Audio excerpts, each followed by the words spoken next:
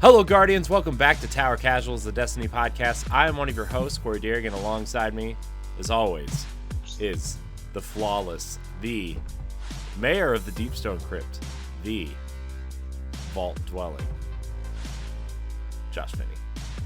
Hi, Josh. Hi, Corey. I was trying not to tip off that we were probably going to talk a lot about Halo at the top of the show. I'm not going to lie to you. Man, we got so much to talk about this week because it wasn't just not only did Halo come out, we have the best birthday party this side of the galaxy going on right now in Destiny. Yeah, dude. We have no TWAB this week. There is a TWAB. We're not covering anything in it. There's nothing new that you need to know. There's nothing new in the TWAB. Oh, I didn't even look at it. No, nothing new in the TWAB. Basically saying go play the anniversary event. Here's some artwork and movie of the week for you. And with the news that, like we all suspected, The Dawning will be out next week. Yeah. So, cool. If you guys randomly hear me stop talking at any point, because I usually run my mouth a lot on this show, it's because I have the Game Awards up on another screen. And yeah, we're watching the Game Awards on another screen. Well, we're doing double duty. The original purpose was the Destiny trailer hadn't aired yet when Corey and I jumped into a call. It aired just before we went live to record this, so I guess let's jump in there. Let's punt the Halo towards the end. Okay, let's punt Halo towards the end. All right. So the trailer, this is a Destiny pod. Yeah, the trailer for the Witch Queen was definitely gave me some Taken King vibes than even the early ones, right? Where like you're literally boarding Savathun's ship. It looks like. And then there's like some live action stuff going on in there. That was cool. There's some live action stuff going on. I'm trying to figure out where I know the actress from. She looks I don't know if it is her, but she looks very similar to Kobe Smulders it's from not. the MCU and How I Met Your Mother. It's not. It's Dollar General Kobe Smulders. Okay, and I mean that in the nicest way possible to whoever it is. But Jeff Keighley, after they showed the trailer, confirmed, "Hey, this is."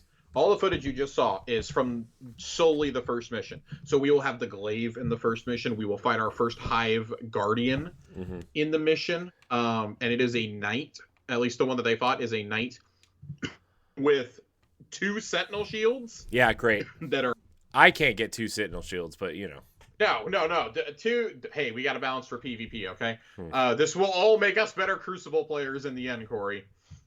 But he double Hive shields going on, slinging them around. Had what looked like a trace rifle built into his arm. There's not really a whole lot of like new stuff. Like the information that we got basically is, oh yeah, we boarded Savathun's ship, and Ikora is clearly talking to this Guardian, who came back and is just like scarred, like emotionally, mentally, etc. And it goes, so what happened? Why did you keep pressing forward? And they pressed forward into a Hive portal, which I assume takes us into Savathun's throne world. But overall, I mean, it's a pretty short trailer. Nothing like game-changingly new. Like even Bungie wasn't really hyping it up a whole lot today. They're like, yeah, hey, there's a little bit of new stuff in there. And yeah, it's kind of just a sneak peek of the first mission. But like, if you watch the reveal event, you probably know what's going to be shown. It was cool, Hive Guardian action, and like how. And part of this is dramatized, obviously. Like they kind of ignored killing the ghost. And that comes back to bite you. Like you better kill those Hive ghosts as quickly as you can. Do the little crush finishing move on them.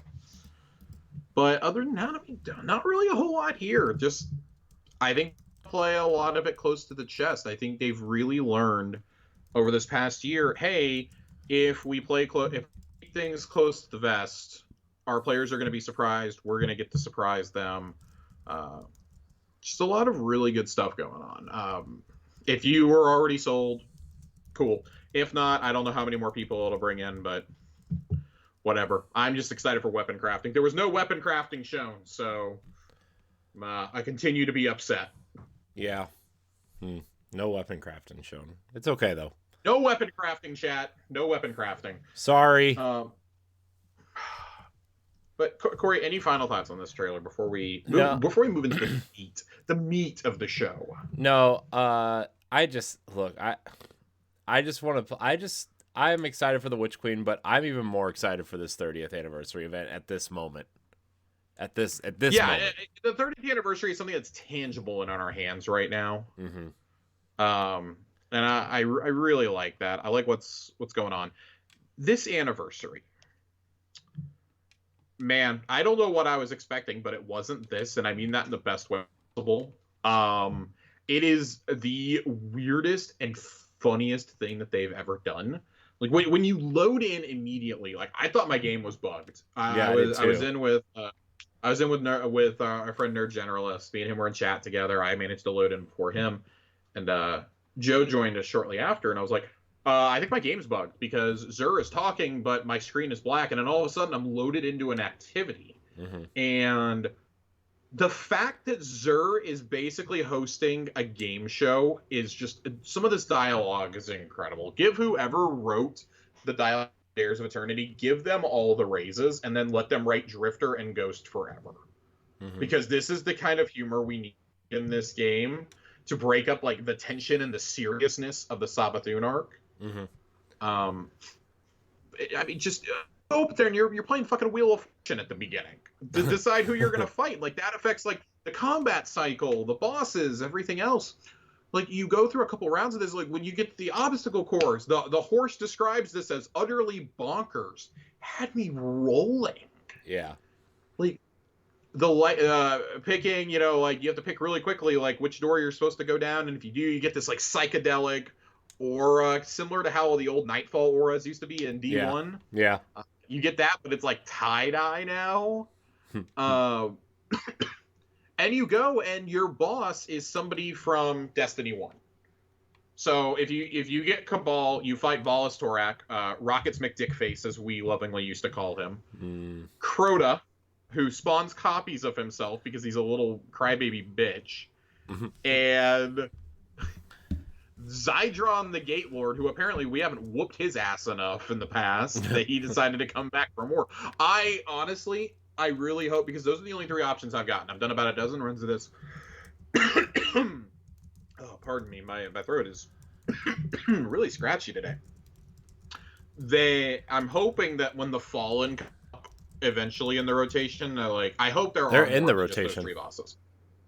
The Fallen are in the rotation. The boss rotation. The boss rotation. Oh, I don't know about the boss rotation.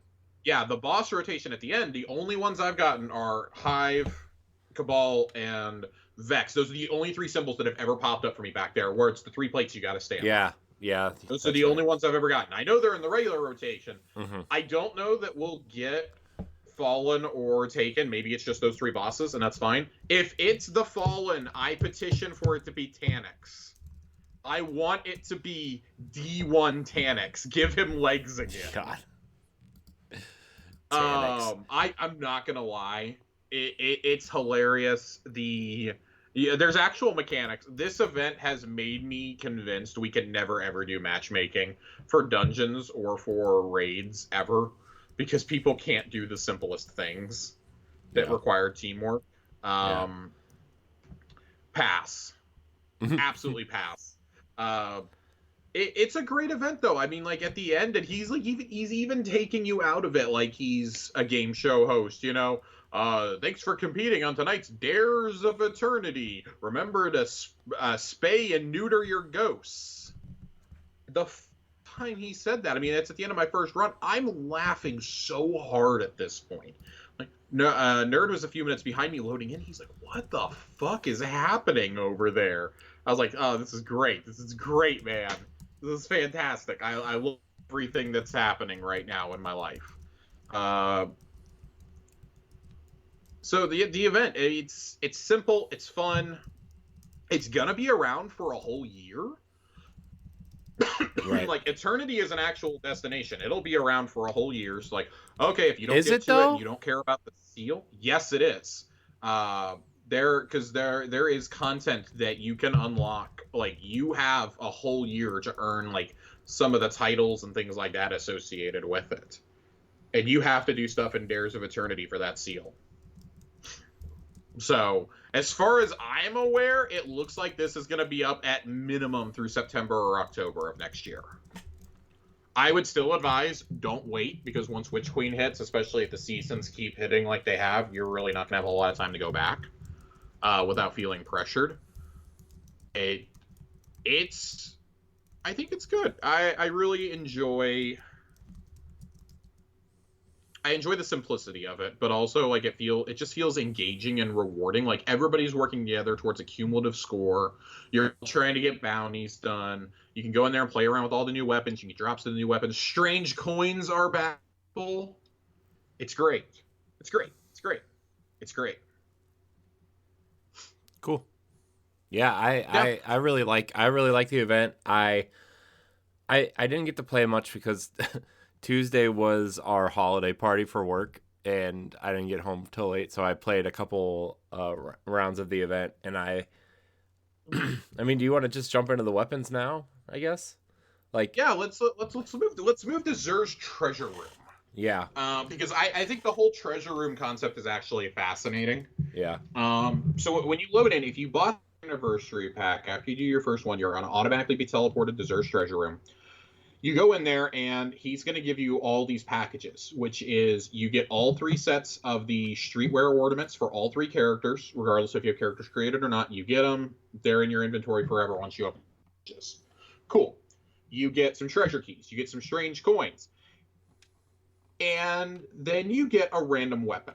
And they encourage you to use your treasure keys on the chest right next to Zer, because that will always give you an anniversary weapon. None of this, we're going to give you a legendary weapon, like an Enigma's Draw bullshit, like you can get out of the end Dare of Eternity. I opened mine up, and apparently I got the God Roll battle rifle right off the bat. So really, really excited about that. We have 4. We have three legendary Halo weapons. 3 or 4. 4. Sorry. Forgot there's 2 swords. You get the battle rifle. 2 swords. There are 2 swords. You get the pulse rifle. Well, you get our first legendary trace rifle. It's the focus rifle from Halo Reach. You get half of the energy sword, and they're both long swords that cut like a small frame sword. Kind of, they cut upwards like quick fanged. Yeah. You get one that's clearly one half that's blue. The other one is purple, and the purple one is literally called the other half. And they both can roll with a special perk that lets you, as soon as you swap to that weapon, you can lunge immediately if you swing right away. Yeah, it's called Eager Edge. Gain increased sword lunge distance immediately after switching. Yeah, I got that one. I got that in Tireless It's very Blade. cool. I have that on my on the blue sword. I just blanked on the name of it. Half Truths. I have it on Half Truths. But that's really cool that there's 2 different kinds of swords. I've seen a lot of people go, "Oh my god, I hope that with weapon crafting we can like fuse these together." I think that would be cool, but I don't think they're going to let you do it. If you couldn't do it in the anniversary, they're not going to let you do it. And then we have a grenade launcher from Pathways into Darkness. There's a real deep cut for you from Bungie from like the early to mid 90s. And the Wastelander M5, which is from Marathon. Yeah. I find it really funny that there's nothing from Oni in the weapons, in the cosmetics, nothing. Well, I think maybe that's because Rockstar published it. Yeah, that's what I was going. I was like, maybe Rockstar technically owns the IP, and they just weren't going to play ball. It's very clear that Microsoft is really generous about this. But you can get those weapons from Zer, and they can also drop in dares, because I've gotten like 6 battle rifles so far. I have yet to glimpse the shotgun or the trace rifle, or excuse me, the grenade launcher or the trace rifle. But rest assured, I have gotten a million rolls of everything else. Yeah, I've got. So speaking of rolls, Hit me with some rolls. Is Perpetual Motion like one of the best perks ever? I think so, and it's a brand new perk on top of that. Yeah. So I got It rolls on almost every one of these weapons. yeah, I got on the battle rifle. Hmm. I got perpetual motion and blunt execution rounds. Blunt execution and perpetual motion, I believe, is one of the god rolls for this Yeah. gun. So That is what I have personally. I believe I have those with ricochet rounds. yeah, I Um, also have ricochet rounds. I wanna make sure I'm getting Corey. Do you want to read off what perpetual motion does really fast for me? Yes, perpetual motion. This weapon gains bonus stability, handling, and reload speed while the wielder is in motion. Very nice, very nice. I And then wanna, I I have. wanna, I wanna say one thing. I am shocked that this Go does ahead. not have hip fire grip on it. So that's what A1 Johnny and I were talking about. That we're like, of all the guns to give hip fire grip to, of all the pulse rifles, it should have been this one. Yeah. I'm very shocked it doesn't either. The blunt execution rounds is actually exclusive to this gun. We found out. What is? Damaging blunt execution rounds is exclusive to the battle rifle, the BXR 55. BXR, by the way, that's a deep cut back to the original battle rifle as well. Yeah. Shoot, melee, reload. It's great. So blunt execution rounds kind of plays into that. Damaging nearby combatants with melee abilities dramatically increases handling and damage. Expires after a short duration or the next shot. This is going to be really good on Titans, I feel, who are like built around melees, or even throwing knives. Like, I feel like this can be a really, really, really good gun. I look forward to using this in PvP personally. Yeah. Because this combatant's not enemies. So I look really forward to using this one. I like it a lot. And I also got perpetual motion on mine as well. Just, God, straight off the bat, one of the absolute best perks that you can get, I think, is perpetual motion. It's one of the new anniversary perks. And we do now know that this is exclusive to this gun.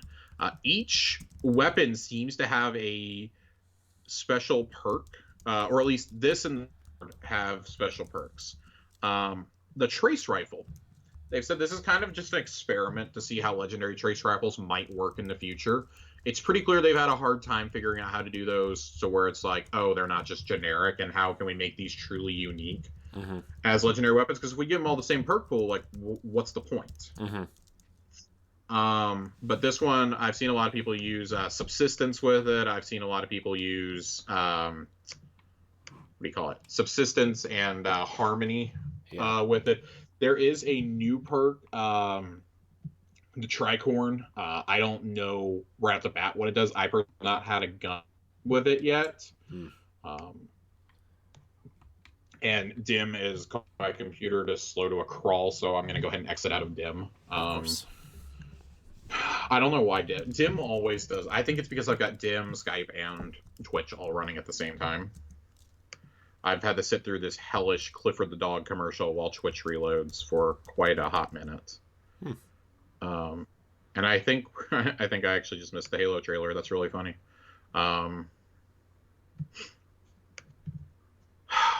Man, this is it's great. You go into the treasure hoard and you're looking around. There's 3 statues. There's one for each class, and when you go up to it, you're told what rank you need to be with Xur. And it's all ranks, like upgrading at a vendor, right? Like 4, 6, 7, etc. And you take however many treasure keys it says once you're at that level or above, and you can unlock the chest. The armor chests, and this is the biggest thing to point out, once you've looted a golden chest on the ground, it's done. It's done. It's gone outside of the weapon mod one, because that will just keep giving you the Grunt Birthday Party skull effect that you can put on any legendary weapon. Feel like not ever doing optimal DPS or just running around Trostland shooting grunts. That's great. Or grunts. Dregs. It's all the same. That's the play. They're basically the same. That's where you're going to want to do it at. Let's face it. Dregs are basically grunts that lost weight. Okay? They're nimble grunts, I would say. By the way, and side tangent. Did you see the finisher, the confetti finisher that you can buy? No, I did not. Yeah, there's a finisher, and like hold on. I gotta go run over here and get it correctly. But like after the finish, like you finish them, and the head explodes into confetti. Yeah. I did see that. I did see the Spanker. I haven't bought it yet. It's fun. Maybe the only thing I end up actually buying because all the Halo cosmetics are in Zer's treasure hoard. We've determined by looking through collections. The Sparrow. So there's 3 other chests in there. There's a Sparrow, a ship, and a ghost, and that's what we talked about last time.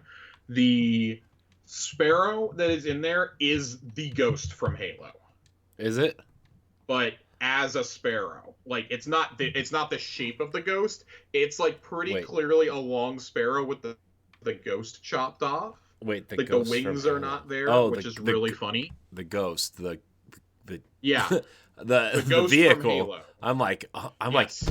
there's a ghost in Halo. Like, I thought like maybe it was like the ODST poster Easter egg, and I just totally missed that there was like a ghost in Halo somewhere. That's on me. I'm sorry. Wow, feel like an idiot. It's fine. No. And then there is a ghost shell that is. It looks kind of like the classic Destiny shell with a around it, with a Halo ring around it. Oh, really? Yeah, which I really like. And the armor that you get out of these chests is the Marathon armor set, by the way. And you get them as ornaments. They're armor drops. They're just straight up universal ornaments. Yeah. So, okay. So that, I thought... Oh, go ahead. Oh, I was going to talk about these finishers. So there's a bunch, actually. There's hit me. The birthday blade is the energy sword, thrust. Then there's... I'm guessing... It's called 4 barrels. I'm guessing it's from Marathon. It's the double wielding the 2 shotguns. And then Josh, the sidearm smackdown is the Halo 1. I'm getting the sidearm one. I'm absolutely getting the sidearm. Yeah. I'm like all about that finisher. I can't find the confetti one. There was one. I can't find it. Maybe I made it up. I don't think I made it up. Maybe I did. Maybe I just wanted it. It's so you can get the confetti from applying a weapon mod. I know that. Oh, maybe that was it then.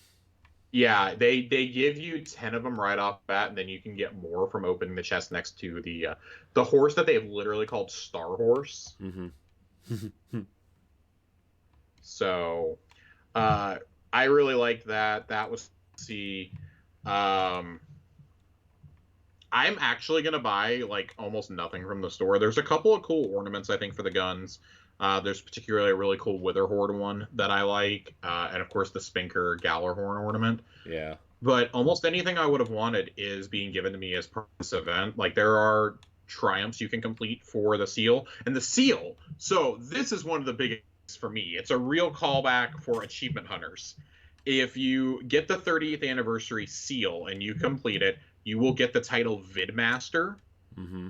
And that is just like one of the great callbacks to the end of the Bungie era of Halo. Mm-hmm. With the Vidmaster achievements that were worth like 0 points. They were 0 points, but if you watch like the Halo 3, the Vidocs or whatever, that's how you got them. Or because there were 4 attached to Halo 3 and then 3 attached to ODST, right? That's how it went. I have there's a couple in ODST. There's a couple in Halo 3. One of the ones in Halo 3, I believe, was doing the 4-player legendary co-op run on Brute Chambers of the final level. Mm-hmm. Yeah. And that was for like 20 gamer score or something, or 0. I don't remember which one. The one in ODST that I remember is where everybody was having to protect. There was somebody you had to protect, and I don't remember who it was. Mm-hmm. And it was an experience. We'll put it that way. You had to protect the engineer on the final level, and you had to do all these ridiculous things. I don't remember what it is. It was like get a mongoose to the end, something, or something so stupid that you couldn't conceive why you had to do it. Mm-hmm. And it took like a whole night of us trying to get it done. I remember that vividly in my senior year of high school. I love that this name is Vidmaster. So I think it would have been Forerunner had they not done that last season for Season of Arrivals. Mm-hmm. If they hadn't done it last year, I'm almost convinced Forerunner would have been it. Just some great callbacks to Bungie's past. hidden in all of this, including in the exotic you can get. This is the exotic everybody can earn, to my knowledge, and that's the Halo 1 pistol. It's literally the first. It's like the first quest, and it's like it's relatively easy to get. It's a easy quest to get, and it's awesome. I really, really dig it. It is a very powerful arm. Naturally, it is a 3-shot. It's not 3-shot burst. God, getting that in the battle rifle mixed up. It's 3 shots to kill if you land headshots in the Crucible. 2 to break the shield, 1 to actually drop the movement. You start with 8 bullets if you take it into Crucible, so beware. It's really good, though. I like it. They updated it just enough, and the little quest you go on is really rewarding. You eventually find Master Chief's cryopod in Eternity. And when you open it up, we're going to read the lore card from it later, but it got me really emotional reading it. Like, man, I'm reading this, and I finished the pistol the night before Halo Infinite came out, obviously. Like, man, I'm going to be playing Halo in less than 12 hours. This is a special moment. This is really cool. I love how it handles, how it feels. Can't wait to get the masterwork for it. I'm doing the masterwork for Galley tomorrow. But also, when you're wandering around Eternity, so you can go in there from the back of Zer's treasure room. When you're wandering around, there are 7 skulls hidden around. And if you go all the way to the back of the arena and you look at how all the formations are and the things are in the ground, like there's some random pillars in the ground. You're like, why the fuck are those there? On the sides, it actually makes the 7th column symbol. Yeah, it's really cool. I saw that. I did see that. That's really cool. I didn't know there were skulls in there, though. There are skulls. There are random skulls. They don't do anything, but when you pick them up, and once you pick them up, they're instanced. So if somebody else in your instance has already gotten them, you can't get them. But me, Nerd, and Joe found all 7 of them, and they each have a flavor text that pops up when you pick it up, like an ancient battle between 2 gods, things along those lines. And next week I'm going to try and get the flavor of all the skulls so that we can read them out. I was just too excited picking them up and running to go get my pistol to really pay attention to what was happening. But those are neat little callbacks, I think. Anything else about Zer, about the loot that we can get, about any of that? No, I mean, I just think it's a really fun event. I'm doing the dungeon tomorrow. I've actually started recording everything I've been playing, including Destiny stuff, so we can get some sort of different types of content on YouTube, or just kind of, I don't know what I want to do with it. I just want to have it in case we want to use it for something. So I'm doing the full dungeon tomorrow with our buddy Mitch and Joe Aces, who writes into the show. We're going to play with him. So very cool. Yeah. I cleared, no surprise, day 1 the dungeon. No. That's so unlike you, Josh. It's so unlike me.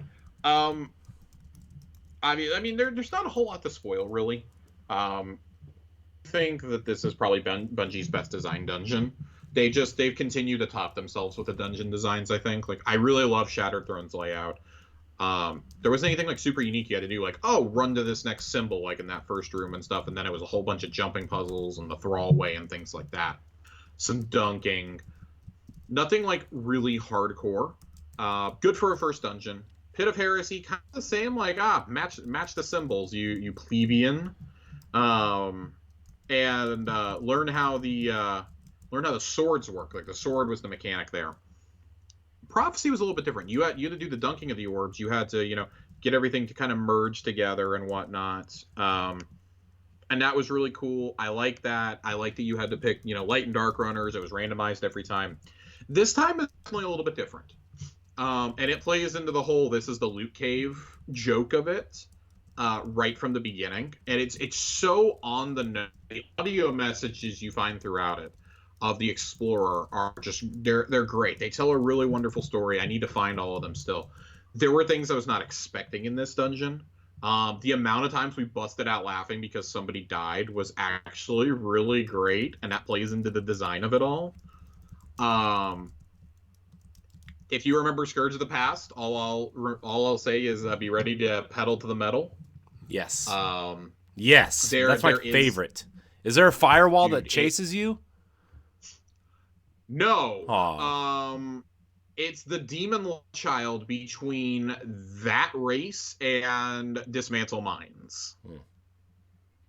It took us probably about a dozen tries to get it down, to like finally figure out what we were doing. That was really cool. I love the puzzle that happens between. So you have that, and then you go straight into the biggest puzzle of the whole thing, and then you're in the boss room. Like, it's actually really not that bad. You spend so much of your time getting to the first boss encounter, and then from that, it's like, boom, there's that. There's the sparrows. There's the big puzzle, and then there's the boss.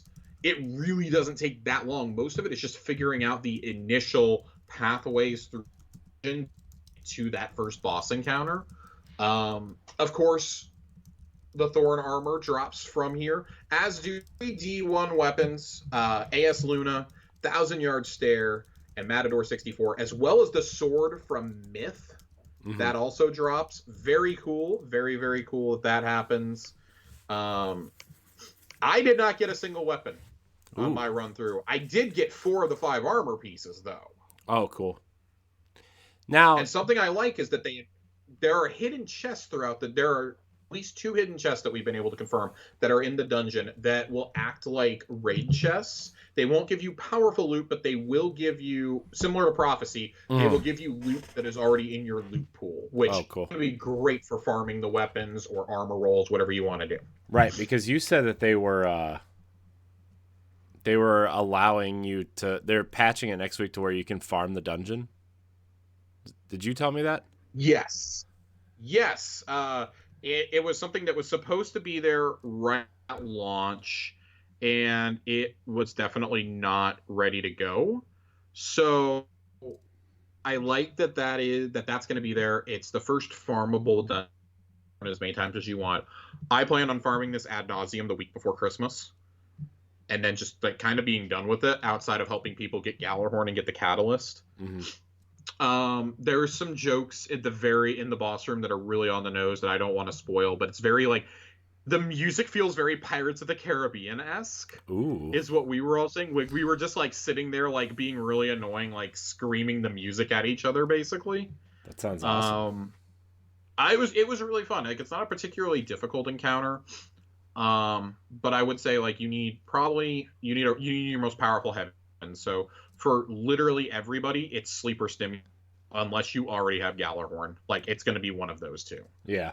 That you want to take in. Get your catalyst done if you haven't yet. Dares of Eternity is a great place to get your catalyst done at.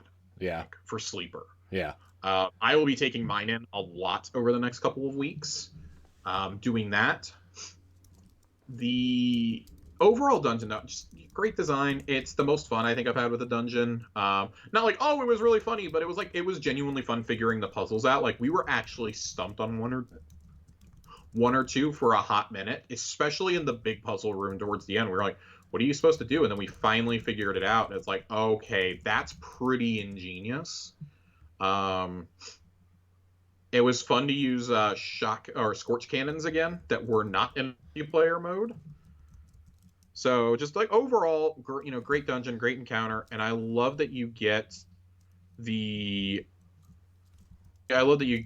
from it. I hate that you get it from Shah Han, but you get the Gallarhorn.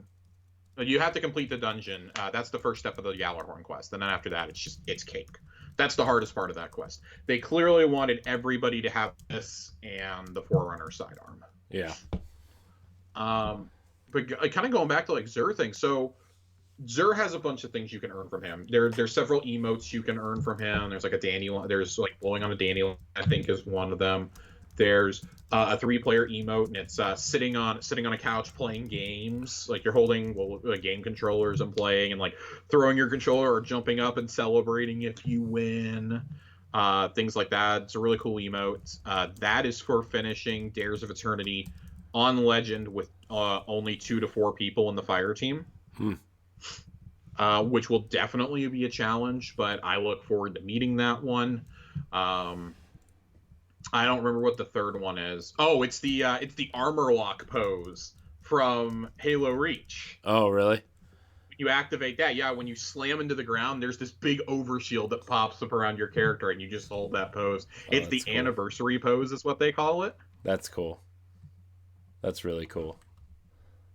That's I really I cool. liked it. I liked it a lot. So that's an awesome one. And then you can earn a special Gallarhorn ornament from Xur as well, and that's for finding all the audio messages hidden throughout the dungeon.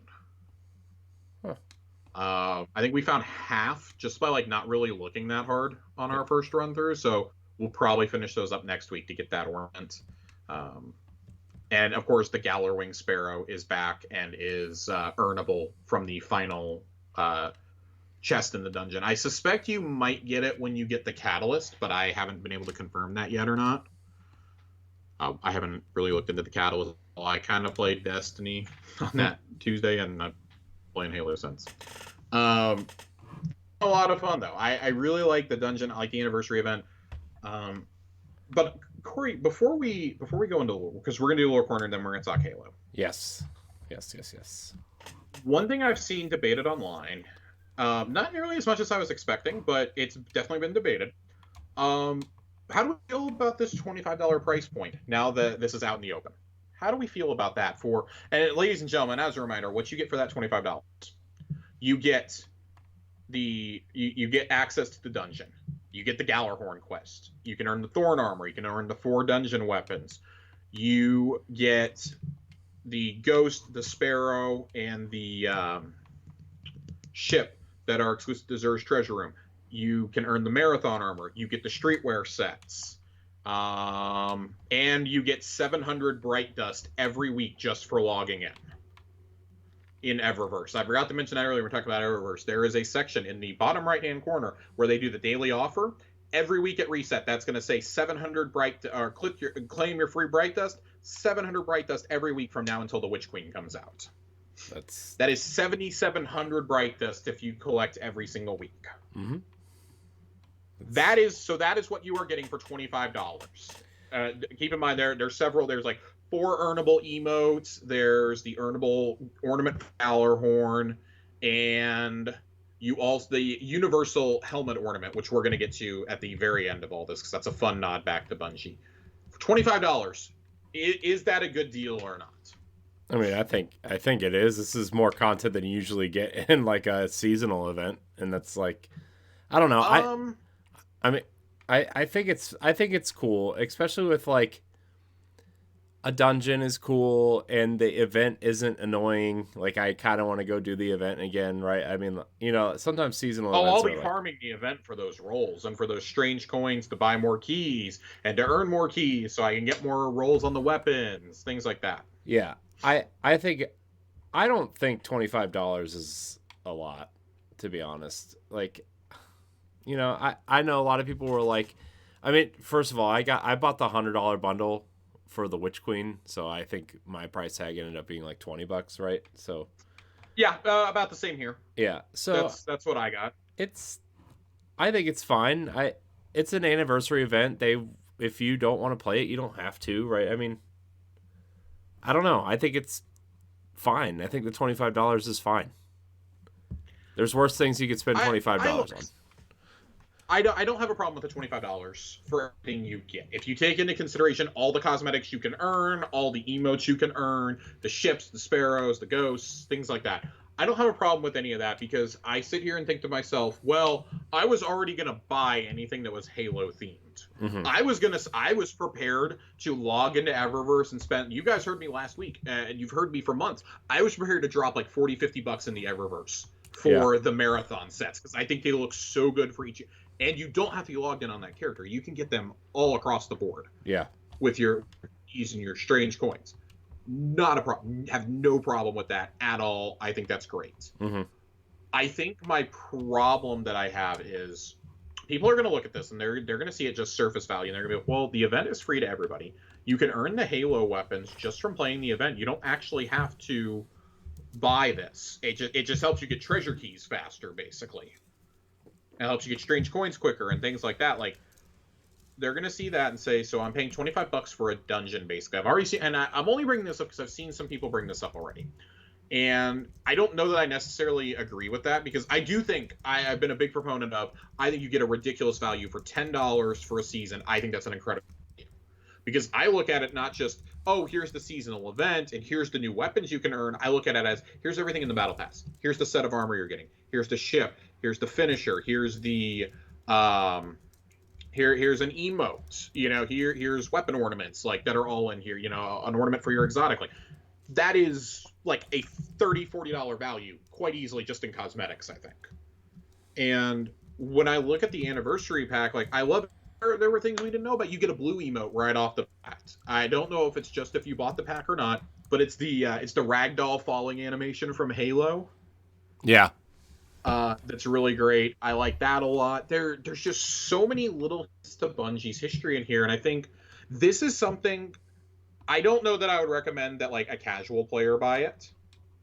But if you play Destiny regularly or you just love Bungie games, I think that this is the pack for you. If you're somebody who only plays like, oh, I come around for the big expansions and that's it, like I don't play the seasonal storylines, I don't know that this is quite for you. This really is here for like the hardcore Destiny and Bungie faithful to carry us until the Witch Queen.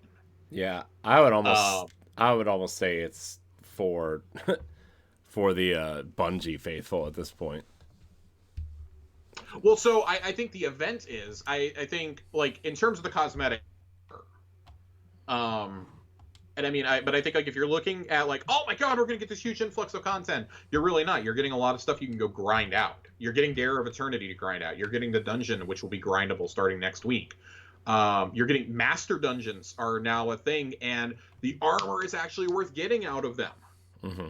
Like, you actually kind of want to get the armor from those encounters because you get an extra mod slot now. So now you can have both of your champion mods on with another combat style mod. That's huge.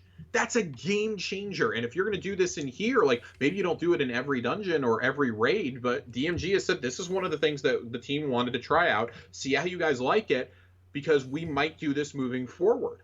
If you did this in something like Vault of Glass, yeah, I'd go suffer through those first couple encounters. I probably wouldn't do it all the way to the end, but I'd at least do it on a few pieces. I would at least get the arms so that I could have 2 champion mods, if not 3, slotted, right? Mm-hmm. Like, never have to worry about it ever again. Like, that would be an armor piece I'm literally never taking off no matter what the roll on it is. Yeah. So,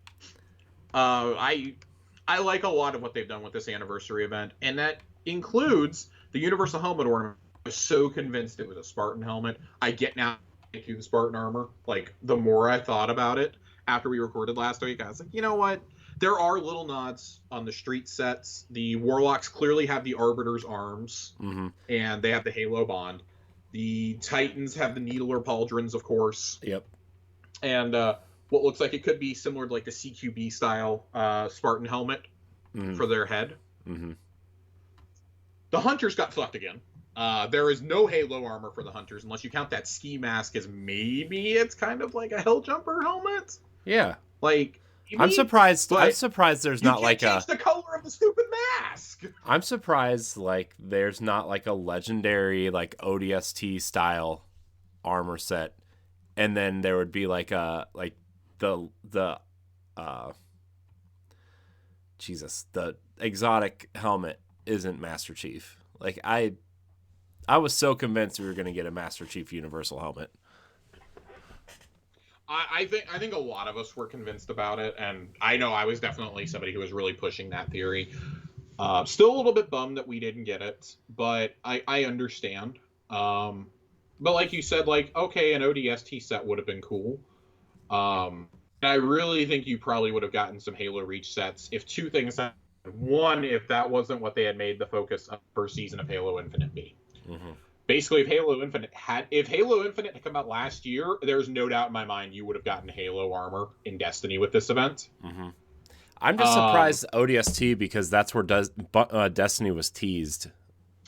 I'm surprised with that too. Like, so I kind of like the little helmet nod, I guess, that the Hunters have, but I also like it kind of baffles me because there's no To my knowledge, I have not encountered them. There are no ODSTs in Halo Infinite. Mm-hmm. None. None whatsoever. And I've completed a pretty big chunk of the game at this point. Like, I would have seen them by now. There are no hell jumpers. They're referenced, but they're never actually seen. Mm-hmm. So, like, I have my own crackpot conspiracy theories about that. And about, like, there's reasons why. I think they were probably explicitly told, hey, you can't make it super obvious. Like, the Arbiter's arms, it's like, okay, cool, but it's like only one side is the Arbiter's arm. The other side is just like a normal, like, black armor piece.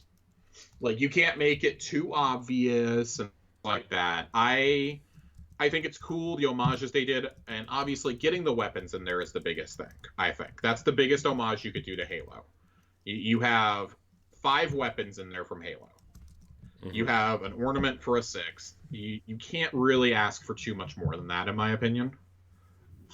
You got 2 Halo emotes, you got a Sparrow, you got a Ghost. Would I have loved to have seen a Pelican ship? Sure. Would I have loved to have seen a Banshee? Absolutely. Yeah. But right now I'm going to take what I can get. Yeah, I would have loved to seen Guilty Spark as a Ghost. I would have loved to seen the Guilty Spark not being a ghost is kind of the one that, like, low key more than the armor, that's what kind of kills me. Yeah. But now having played Infinite, I'm like, okay, I understand why you didn't give us a monitor. Yeah. As a ghost in this game. I totally get it now.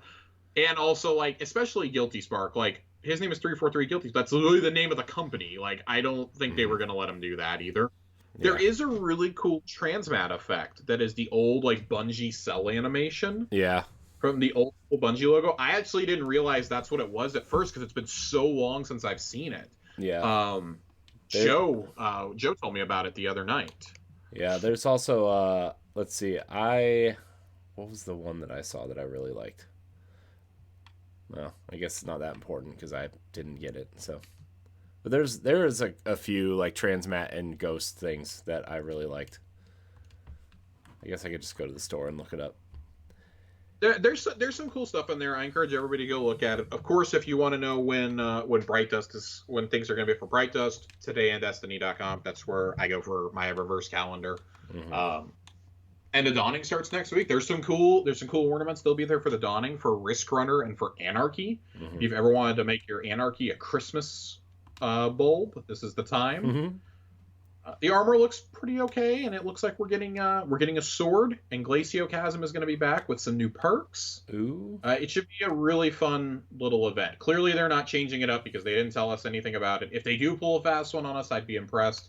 But this is like the one event I don't mind being kind of goofy. Like, all right, I just got to bake cookies. That's all I got to do.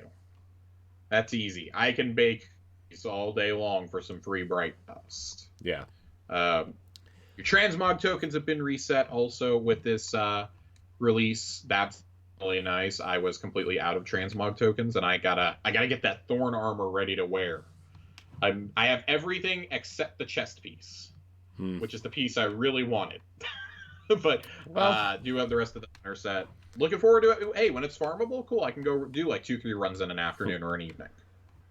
Because I want to do this on all my characters. I want to get the Thorn armor for all 3. Right. Just so, like, I have decent armor to put on my Titan and my Warlock whenever I play them. Yeah. Which is not often. Yeah. I have a quick question before we kind of move on. Yes. I'm looking at the cosmetic thing for the Titan. The cosmetic chest piece for the anniversary. Do the pins change depending on which events you've done? I'm not sure. I mean, that'd be probably like a really intricate thing, but it's like, because like it definitely has like a 7th column logo, and then like each expansion for Destiny and Destiny 2 is here. And then, like, the dungeons are here, but then on the other side, there's only a couple things. I don't know. I just thought maybe that would be a cool thing. But I mean, there's an MC on the back, which, I mean, I know that probably stands for, like, Motorcycle Club, but I took it to mean Master Chief. Yeah. You will never convince me that it's not.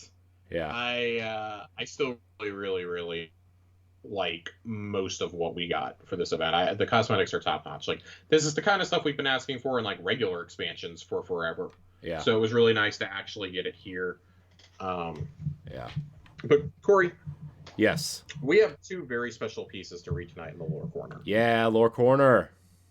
It's been a while. Lore corner. It's been like 3 weeks since we've done lore corner. Dude, I've kind of been like biding my time, honestly. In fact, we're gonna read one of these. I want to save Gallarhorn for when you've earned yours, or for next week, whichever one comes first. I think I want to save that one for our last one of the year. We're gonna do Forerunner tonight. All right, That's the one we're gonna talk. Josh, I gotta go check my daughter real quick. I'm sorry. You're good. You're good. If you want to, I don't know if you want to wait for me. I'm gonna go ahead and read. Great. I'm gonna go ahead and read. Forerunner, a new chapter for an old legend. Banshee 44 considered the relic on his workbench and the questions on his mind. One stood out above the rest. Who were you meant for? The form of the weapon suggested an oversized sidearm, a secondary weapon for a giant's hands. The function presented more so as an anti-material rifle. Looks to be 12.7 millimeters. Looks like they were making a hand cannon but didn't know it yet. Banshee wondered further about the warrior who could wield such a thing. His attention drifted momentarily, drawn by Shax's voice booming nearby. Huh, yeah, maybe, and a big one too. The weapon was laced with fractures from a life of fire and a sleep of ice, and perhaps other, more exotic stresses. Banshee wished he could have heard the relic's voice, but he knew from earlier examination it had fired its last round. What a last round it must have been. The guardian who brought it to him might be willing to try a shot. Untroubled by the risk of a rapid, unplanned dismantle, Banshee knew it wouldn't last through a single magazine. Beside the relic lay a stripped-down breech light. He would adapt it for a larger round. Custom casings and handguard, sensatorium, link, scope, and he had other ideas to try as well. It would be an homage, an offering to the creators of the original relic, a legacy. With that satisfying thought in mind, the gunsmith went to work. This is a really special lore piece. Obviously, it's all kind of tongue-in-cheek. They're obviously wondering about the Master Chief. They can't explicitly say it. Like we said, you found it in the cryopod. And when he's talking about it here, when Banshee's describing it in her monologue, when we say tongue-in-cheek, like he says it's an homage offering to creators of the original relic and a legacy. That's about as on the nose as you could be. Like Corey and I have been saying it for a long time. Like if you were to bring any weapon over from Halo to Destiny, it had to be the pistol. It absolutely had one pistol. It had to be the Magnum. There is absolutely nothing else that you could possibly do that would live up to the hype. And I mean that in the best way possible.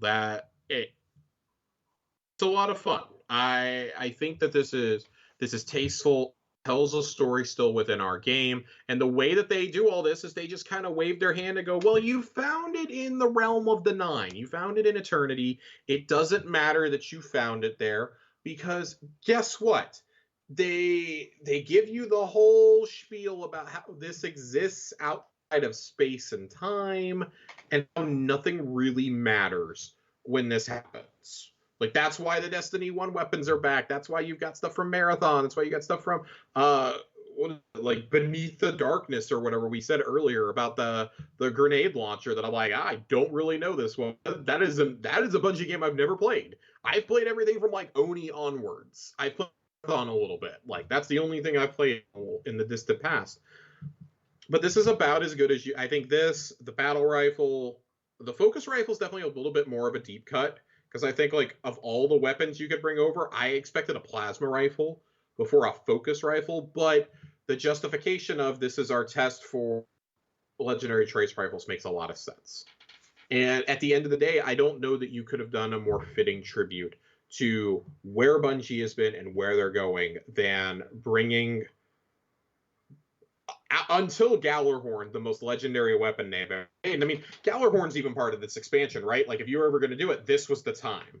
I had said, for a long time, if they were ever going to do it, it was going to be, it was going to be at the end of D2, if they ever brought it back. And, it's back, it's bigger, it's better than ever. Of course, there's the new perk on Gallarhorn that if you're using a legendary rocket launcher while somebody in your fire team is using Gallarhorn, everybody gets wolf pack rounds for legendary rockets. Just, you can't get more nostalgic than the Forerunner sidearm, the Halo Armory, and Gallarhorn all being in the same expansion. You just can't. There's no way to do it. It's just a fun little tongue-in-cheek reference, and at the end of the day, it's like, okay, I think this is them saying goodbye to Halo for good, frankly. It will always be a part of who they are. Obviously, Bungie is not Bungie without Halo. It was a huge gamble at the time. Nobody thought it was going to work out, and then it becomes arguably one of like the 10 most important franchises of all time in gaming. And for them to kind of look back and say, okay, here, we're going to let you have these weapons, but this is probably the last time we're going to do anything with Halo at our company, it's something special, and I'm really glad that I got to be here for it. Yeah. I got to see the beginning, and I got to see the end, and now I'm seeing the epilogue 10 years later. Mm-hmm. It's almost like I don't know, it's almost like that thing where it's hard to explain. Like they love that original trilogy, and you know what they did with Halo and everything, and you know everybody's been like wanting them back to do a Halo game since 343 took over for some reason, and like right, I get it, you know, but then like I feel like this is a way to show their appreciation, but really saying, hey, we are done with Halo. Like 343's had the franchise longer than Bungie did at this point. Like, they're done, but this was obviously a nice nod to their history. Destiny is their future. Matter is their future. Whatever this other project they're working on for NetEase is they have their future in front of them. Halo is behind them. Right. It's always Master Chief and the Spartans are always going to be in their DNA, but I mean, and we clearly see that when you have Titans. I mean, Titans are very clearly inspired by Spartans. Just look at the makeup of their chest pieces and how big they are on the backs, and their helmets and everything, right? Like that's very clearly if you wanted to play this game like Halo, that's what you went with in Destiny 1 was a Titan. If you read what Bungie's original influences were for each class, they very specifically say Master Chief for the Titans. And it's not hard to see why. But while Bungie may be looking back and saying goodbye to the past, we're looking forward, Corey. You could say we're looking infinitely into the future. Oh, God. Did you see that? So before we get into this, since you made that awful dad joke that probably should have come out of my mouth, did you see that they trademarked The Endless today? Halo The Endless? I did, and you should play more of Halo Infinite to know why that's important. Well, I will. I mean, I figured actually addressed in. I figured it was like a storyline.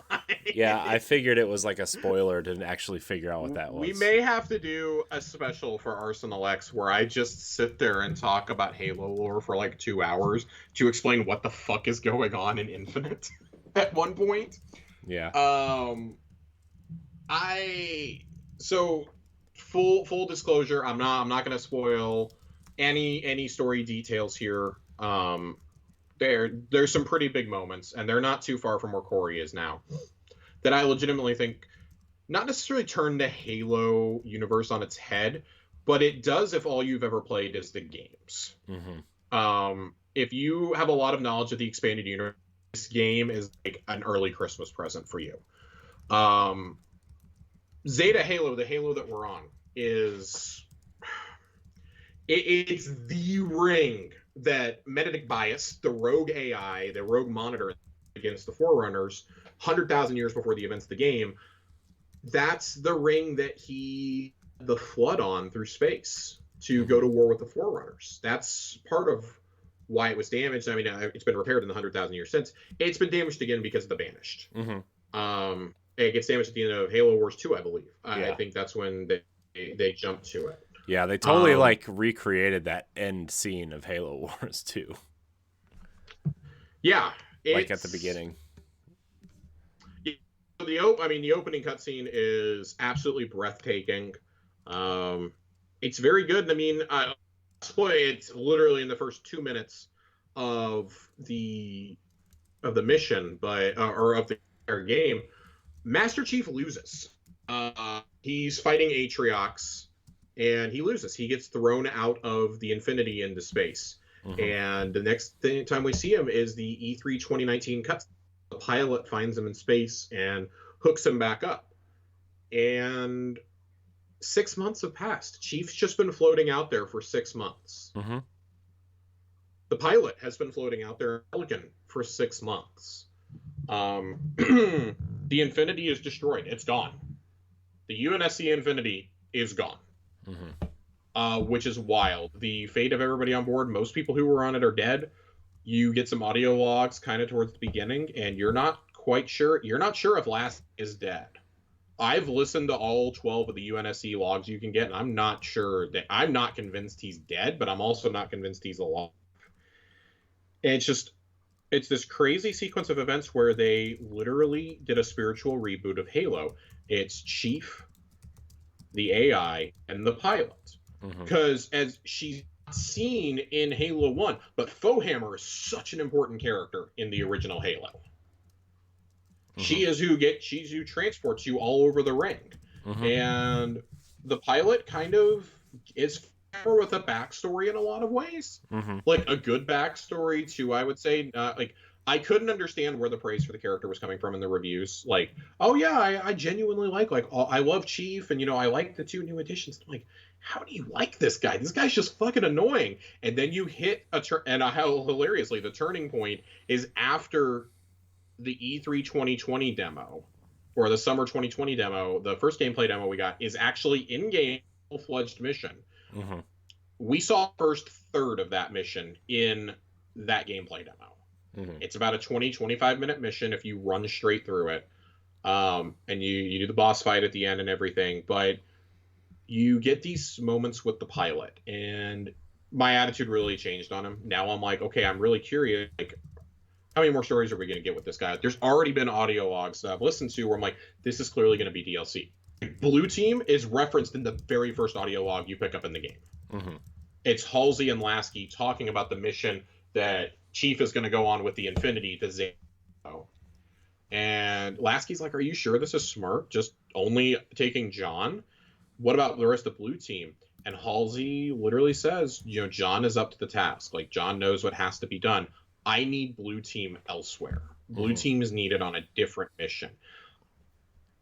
I do think that Blue Team is going to come into the DLC eventually. Once co-op is in, you can do almost anything. I think Blue Team and Alpha 9 from ODST are both making returns eventually. Mm-hmm. There is evidence, not just in the game, but in the books, to suggest that Alpha 9 will... I haven't found any evidence in game, but Alpha 9 will come back eventually. Yeah. They are reunited in the books, and that book takes place a couple months before the first cutscene of Infinite. Yeah. The threat you uncover and stuff as you explore the ring, as you go into the depths of it, as you fight against the Banished, you start realizing what humanity really is up against. Like, humanity's losing the war against the Banished. And it's only a matter of time, I think. The fight's taken Earth, obviously, but they're trying to activate the ring. Like, these guys they don't care if they want to wipe out humanity. That's all they want. That's all they want for whatever reason. And uncovering the different types of weaponry in here as opposed to multiplayer, it's like, oh man. I'm actually really glad I got exposed to this stuff in multiplayer first, because I'd be so pissed if my introduction to shock rifles was in this campaign. Yeah. Like, in multiplayer, we think of those as precision tools. In here, they're a pain in my ass because they're disabling my wasp every 5 seconds. Yeah. You got cinder. The cinder shots are being used against you. Sentinel beams are like absurdly powerful for the first time ever in the franchise. The Stalker rifle is the beam rifle reincarnated. I'm playing on normal, and sometimes they catch me off guard. But I think the most immediate thing about this game is just how open and alive the world feels. Like, I'll come across random UNSC patrols. As I liberate more areas, the UNSC are patrolling the roads. Mm-hmm. They're patrolling. They're engaging in firefights without me even being there. They're patrolling the camps I liberate. They're on the road. They're fighting random ghosts that may be driving by. Phantoms may just spawn in and drop enemies, and they're going to run off to fight them. If you past a group of Marines, they're going to follow you until they can't anymore. So you better get a vehicle or prepare to go on foot or whatever. I've gone into so many enemy strongholds with like 8 or 9 Marines with me. And I make sure that half of them have rockets or snipers before we go. Because the forward operating bases are one of the coolest things about this game, I think. As you capture each fob, you can spawn vehicles and weapons there for free. Mm-hmm. Ammo, refill your power weapons. Like, oh, you're going to go do this next mission. Maybe you want rockets for that. Maybe you want a sniper for that. Yeah. You know? Mm-hmm. I don't think I've dropped my battle rifle maybe twice just because I ran out of ammo and I couldn't find a kinetic ammo crate anywhere around. Mm-hmm. But that's been a great surprise. I stayed away from so many details about campaign, but ammo crates. This is great. I no longer have to look for a battle rifle to get battle rifle ammo. I know. Oh, it's so nice.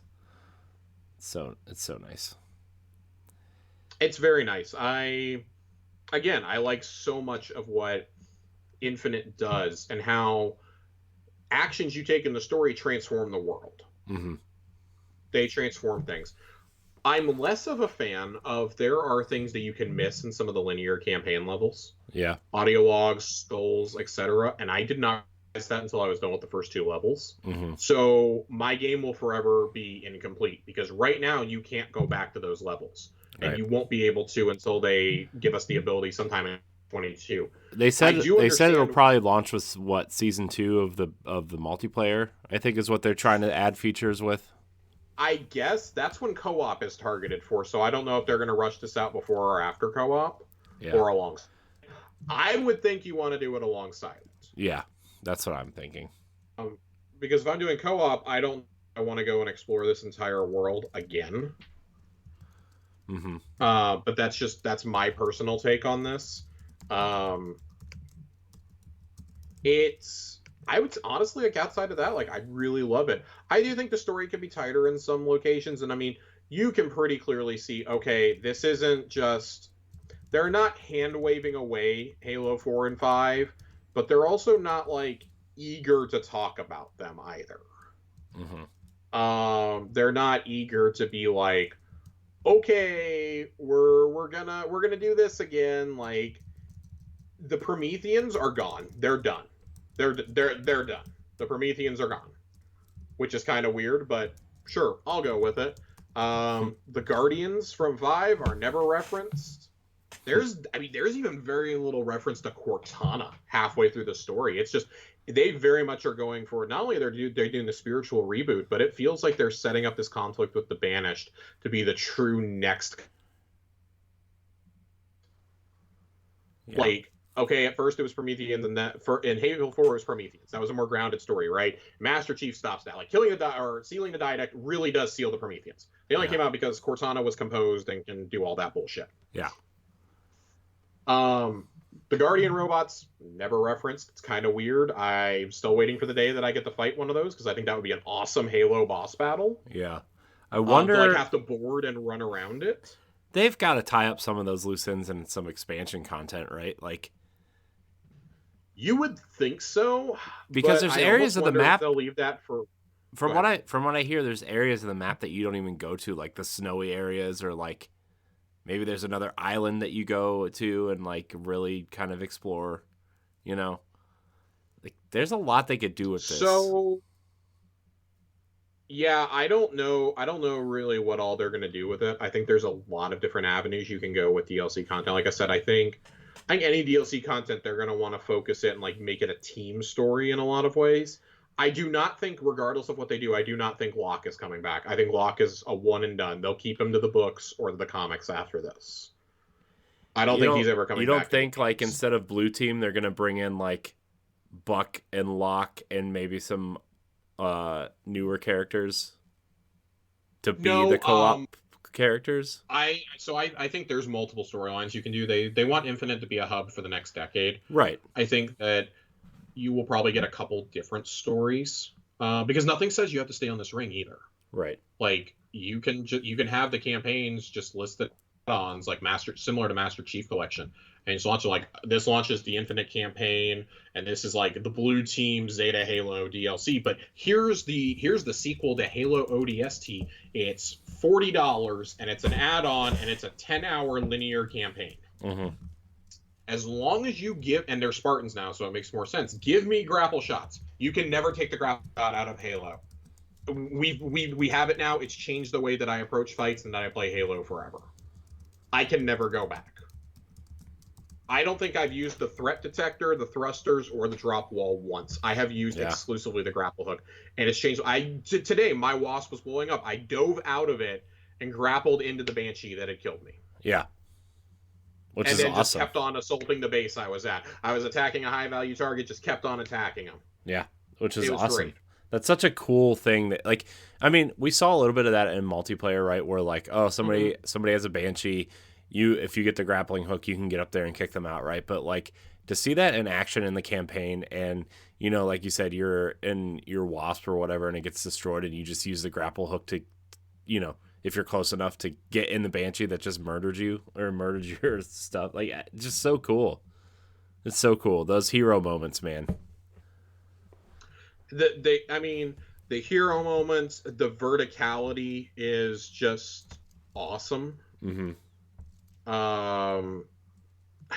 Man, just like I said, like the game has changed forever. The exploration, I find myself trying to find the audio logs everywhere I go, trying to find the skulls are still in like the most unlikely or the like weirdest places to climb to. Like I climbed up to the top of one of the first buildings you're sent after. It's a big tower. It's literally called the Tower. And you're sent there right after you go into the open world for the first time. I scaled it with my grapple shot, swung around, and at the very top, there was a skull hidden. Mm-hmm. I was chasing a cache that I thought was up at the top that was not there. And instead I found a skull. And it's the I Would Have Been Your Daddy skull, which is even better.